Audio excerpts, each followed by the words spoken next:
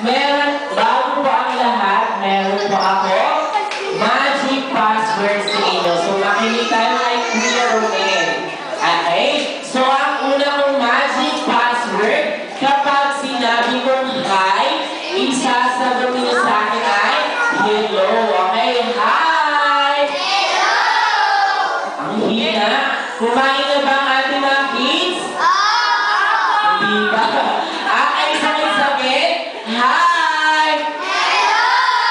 Very good. Okay, second magic password.